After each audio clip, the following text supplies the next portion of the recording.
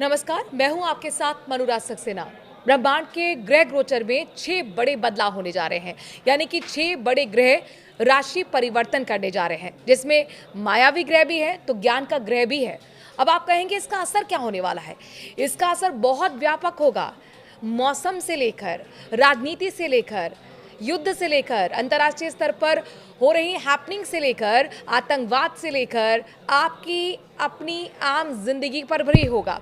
अब उसमें असर कैसा होगा, क्या अच्छा होगा, बुरा होगा, अगर बुरा होगा तो उसमें उपाय क्या करने हैं, इन तमाम बातों को सरल भाषा में समझाने के लिए हमारे साथ पॉडकास्ट में मौजूद हैं ज्योतिषाचार्य निकिता मल्होत्रा जी। मल्होत्रा जी, बहुत बहुत स्वागत आपका जी। और चूंकि जाहिर तौर पर मेरे आपसे पहले निवेदन ये है कि आप जो कुछ भी दर्शकों को बताएंगी, जो लोग भी आपको सुन रहे हैं, वो सरल भाषा में अगर आप बताएं तो बेहतर तरीके से उन उपायों को वो एग्जीक्यूट कर पाएंगे अपनी जिंदगी में। तो पहले मई की बात कर लेते हैं। मई में बहुत हैपनिंग हो गई, मतलब हमने युद्ध भी देख लिया। हम अपने दर्शकों को बता दें कि पॉडकास्ट में पीओके पे भी हम बात करेंगे, और युद्ध जो पाकिस्तान के साथ हमारा हुआ था, क्या वो पॉज पे है या फिर वो फिर से होने वाला है, इस पर भी हम बात करेंगे। प्रेडिक्शन ऐसी नहीं होगी, ये मैं बता दूं, प्रेडिक्शन ऐसी नहीं होने वाली निकिता जी की, इसके पीछे पूरे कैलकुलेशन है। चूंकि ग्रह जो बदलाव करते हैं उसका असर पड़ता है, हर चीज़ पर पड़ता है। ज्योति जी, मुझे लगता है कि आप बेहतर एक्सप्लेन कर पाएंगी। मई में जो सारे ये चेंजेस हुए, उसके पीछे क्या ये ग्रह की चाल ही है? बिल्कुल। तो सभी को राधे राधे और सभी को जय माँ पिताम्बरा। अब मई महीना जहाँ पे हम देख रहे हैं शनि और राहु का पिशाच दोष बना हुआ है। अच्छा। पिशाच दोष, जब भी दोष दुष्ट प्लैनेट एक साथ होते हैं, जैसे राहु मंगल एक साथ है, राहु शनि एक साथ है, तब युद्ध की परिस्थितियां बनाते हैं। तो ये तो क्लियर हो गया कि युद्ध या उथल पुथल शनि और राहु की वजह से है। दूसरा, मई महीने में 6 बड़े प्लैनेट जहाँ पर हम देख रहे हैं 14 मई की रात को गुरु ग्रह, जो ज्ञान का स्वामी है, जो प्रॉस्पेरिटी का स्वामी है, जो नॉलेज का स्वामी है, वो राशि परिवर्तन कर रहा है, जो पूरी क्लियर इंडिकेशन दे रहा है कि राशि परिवर्तन के साथ साथ मौसम परिवर्तन भी हमें देखने को मिलेगा, संक्रमण भी हमें देखने को मिलेगा, क्योंकि बीमारियों का प्लैनेट जुपिटर है। फेफड़ों से संबंधित जितना भी संक्रमण होते हैं वो गुरु ग्रह के अंदर आता है। थ्रोट और फेफड़ा, गले से रिलेटेड। मेरे भी गला इसीलिए बैठा हुआ है। तो गुरु ग्रह जब भी ऐसे मिथुन राशि में, क्योंकि बुध की राशि में गोचर कर रहे हैं, तो संक्रमण फैलता है। तो ये बहुत बड़ा परिवर्तन है।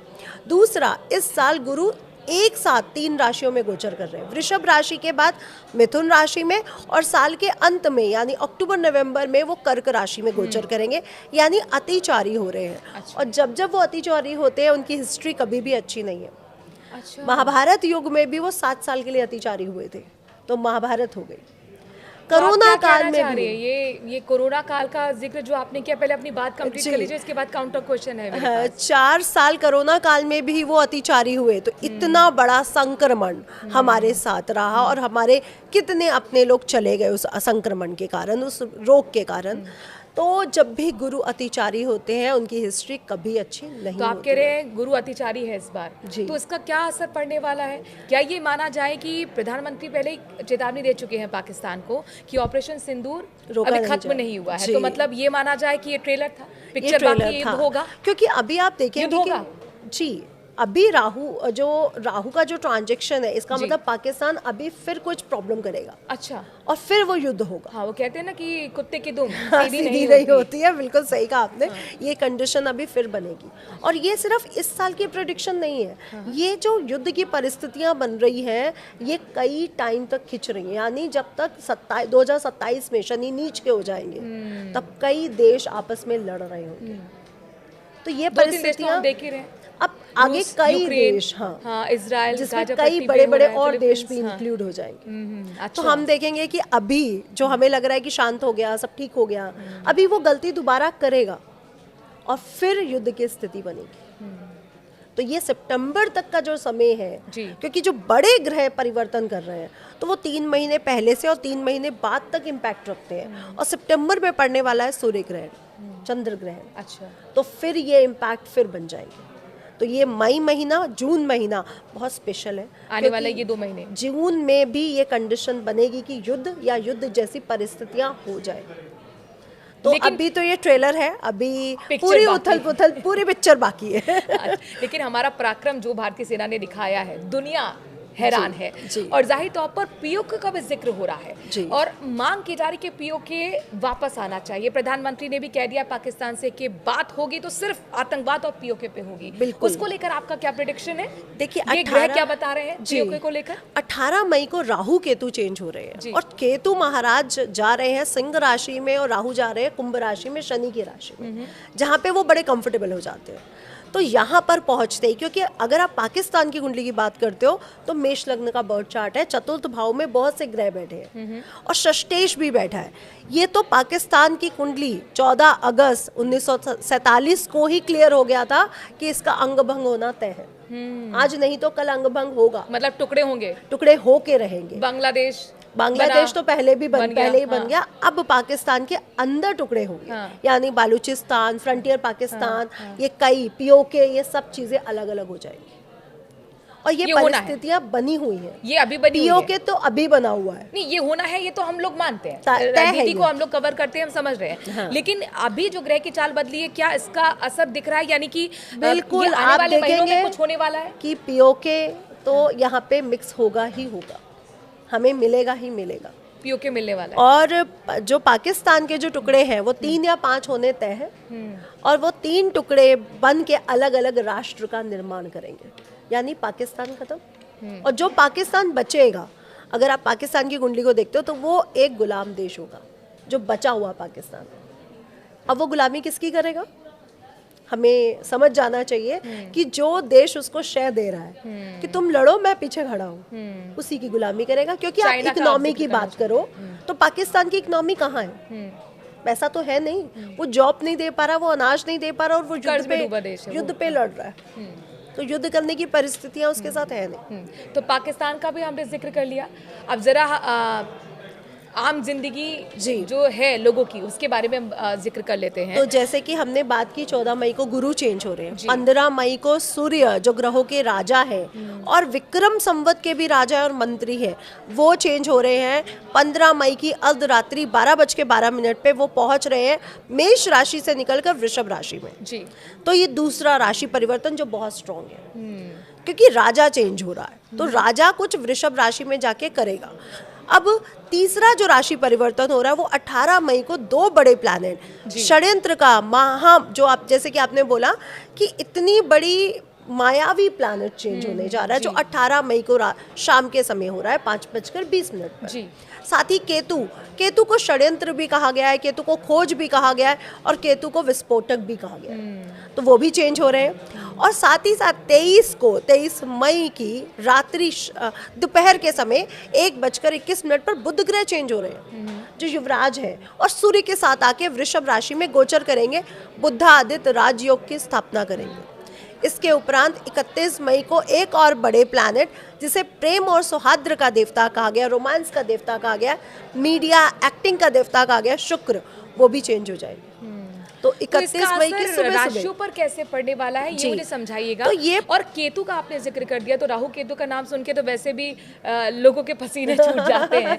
तो क्या ये माना किन राशियों पर उसका ज्यादा असर होगा, पहले तो ये बता दीजिए। जी, तो ये 6 ग्रहों का जो राशि परिवर्तन है, ये देश पर, विदेश नीतियों पर, स्पेशली विदेश पर, क्योंकि राहु भारत के 10वें भाव में आ रहा है। तो अब जो भारत की जो विदेश नीतियां हैं, जो विदेशों के साथ कनेक्शंस है, वो बहुत ज्यादा स्ट्रॉन्ग होने जा रहे हैं। अब जो भारत के लोग हैं वो विदेशों के साथ बिजनेस और जॉब्स करने की कंडीशन बनेगी। तो विदेशी नीतियां बहुत स्ट्रांग होंगी, लेकिन इसका राजनीति पर पूरा असर पड़ेगा। तो राजनीति में उथल पुथल होना तय है, यानी अंदर के लोग अब विरोध पे उतरेंगे। तो ये भी चीज़ें होनी तय है। और साथ ही साथ आप देख रहे हैं सूर्य महाराज चेंज हो रहे हैं। सूर्य एग्रेशन है, सूर्य आत्मविश्वास है, सूर्य हमारे अंदर हमारा फेस है, हमारा कॉन्फिडेंस है, हमारी आत्मा है, वो भी चेंज होकर वृषभ राशि यानी शुक्र की राशि में गोचर कर रहे हैं। तो शुक्र सूर्य का चेंज होना भी ये बताता है कि राजनीति में अब हमें चेंजेस देखने को मिलेंगे। तो अब आपको बहुत सी नीतियां बनती हुई नजर आएंगी। अच्छा, बृहस्पति को लेकर भी मेरा आपसे सवाल है कि बृहस्पति 13 की बजाय 5 महीने में ही चेंज कर रहा है। बहुत जल्दी ये चेंजेस हैं, तो इसका असर किस पर पड़ेगा?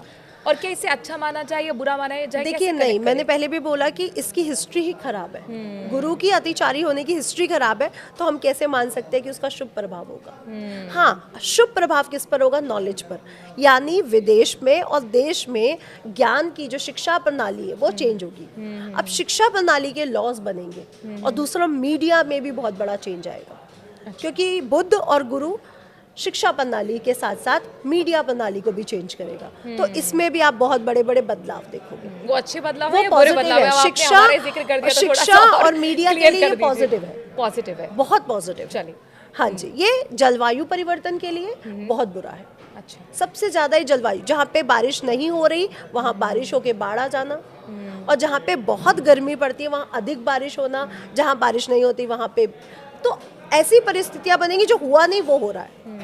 जहाँ ठंड कम है वहाँ ठंड ज्यादा हो जाएगी, जहाँ गर्मी ज्यादा है वहाँ बहुत तेज गर्मी पड़ जाएगी। अति होने के निश्चित है। सुनामी आना तय है। जो समुद्रिक इलाके हैं भारत के, जैसे बॉम्बे है, गोवा है, चेरापूंजी, यहाँ पे बारिश या समुद्र से संबंधित, पानी से संबंधित, जलवायु से संबंधित घटनाएं होंगी। क्यों? क्योंकि अभी शनि महाराज जल राशि में गोचर कर रहे हैं, और राहु भी वही है, तो जल से संबंधित घटनाएं बढ़ेंगी। मंगल का ये साल है, भूकंप आना, आगजनी होना। आजकल आप बहुत ज़्यादा न्यूज़ में आता है, यहाँ आग लग गई, वहाँ आग लग गई, वहाँ हड़कंप फैल गया। अब हमने इलाहाबाद में देखा, या भी केदारनाथ बद्रीनाथ के पट खुले हुए हैं, तो यहाँ पे भी आप देखेंगे कि भगदड़ मचेगी, और लोगों के साथ ऐसी स्थितियाँ बनेंगी कि आप ये बहुत बड़ी बात बोल रहे हैं। हाँ, ये तभी मैं लोगों को बोल रही हूँ, ये साल बहुत ज़्यादा घूमने का नहीं है। अच्छा, ये साल पैसों को संभालें, अपने घर को संभालें, और बहुत ज़्यादा चीज़ों पर ध्यान दें कि व्यापार और जॉब्स में बहुत बड़े बड़े चेंज आने वाले हैं। आप देख रहे हैं विदेशों से लोग वापस आ रहे हैं जॉब्स छोड़ छोड़ के जी, बाद में दोबारा पुनः जॉब्स लगने के योग बन रहे हैं, लेकिन अभी तो वापस आ रहे हैं। तो रिसेशन का टाइम चल रहा है, और लोग घूमने में अगर पैसा खर्च करेंगे तो आने वाला संक्रमण, आने वाले युद्ध को कैसे कंट्रोल कर पाएंगे? तो आप ये कह रहे हैं कि मुट्ठी को थोड़ा सा बांध के रखना बिल्कुल। जाए, और पर्यटन की तरफ ना भागकर पर्यटन करिए, पॉकेट है मजबूत किया जाए। घूमिए। आपने कहा कि भीड़ वाली जगह से भी थोड़ा भीड़ वाली जगह से बच के रहिए, क्योंकि केदारनाथ बद्रीनाथ में आप देखिए पिछले साल, उससे पिछले साल भीड़ अधिक हो जाती है। तो आपको भी पता है कि जाना जरूरी है, मैं भी ये मानती हूँ, लेकिन भीड़ वाली जगहों पे मत जाए। इलाहाबाद में भी क्या हुआ, पूरी सरकार सही से काम कर रही थी, मीडिया सही से काम कर रहा था, फिर भी घटना हुई। इतनी तैयारी, इतनी पुलिस लगने के बाद फिर भी घटना हुई। तो ये होने के चांसेस मंगल के साल में बनते हैं, ये बहुत क्लियर है। तो ये जो चीज़ें हो रही हैं, इतने बड़े बड़े ग्रह, एक ही साल में 9 के 9 प्लैनेट का चेंज हो जाना, और मई महीने में तो 6 ग्रहों का चेंज हो जाना, ये बहुत बड़ी बात है। मिड मंथ है पूरे साल का, मई महीना, मई और जून, तो ये बहुत बड़ी सावधानी जो आप कह रहे हैं कि आपने बता दिया कि सावधानी इस तरह से ले, मतलब आप थोड़ा सा घूमने से परहेज करके अपनी पॉकेट को मजबूत करें, व्यापार की तरफ ज़्यादा आप जॉब और व्यापार में जॉब्स छोड़े नहीं इस समय। लेकिन वो वाले महीने कौन से हैं जिसमें हमें सतर्कता या सावधानी बरतनी है? ये मार्च से लेके जो सितंबर तक के जो मंथ हैं, ये हर चीज़ों, आपने देखा मार्च में ही जैसे ही शनि ने राशि परिवर्तन किया, वैसे ही इतना बड़ा भूकंप तो बहुत बड़ा था। उसके बाद युद्ध की परिस्थितियां बन जाना, तो ये 51 डेज ये होना ही था। ये जो 51 दिन बने थे मार्च से लेके 18 मई तक, ये बहुत डिफिकल्ट थे, लेकिन इसकी डिफिकल्टीज अभी जा नहीं रही हैं, ये सितंबर तक कंटिन्यू हो रही है। तो हमें थोड़ा संभल के रहना होगा सितंबर तक। तो जाहिर तौर पर ज्योतिष का ज्ञान जो थोड़ा बहुत भी रखता होगा वो ये समझ पा रहा होगा कि 6 बड़े ग्रह अगर एक ही महीने में, इसी महीने में राशि परिवर्तन करें तो अपने आप में बहुत बड़ी हैपनिंग है। शुक्रिया इस पॉडकास्ट में शामिल होने के लिए डॉक्टर निकिता मल्होत्रा, ज्योतिषाचार्य, हमारे साथ जुड़ी हुई थी। ये पॉडकास्ट का एपिसोड आपको कैसा लगा कमेंट करके ज़रूर अपनी राय दीजिए। कोई सवाल आपका हो तो वो भी आप कमेंट के ज़रिए हम तक पहुँचा सकते हैं, और लाइक एंड सब्सक्राइब करना बिल्कुल ना भूलें। नमस्कार।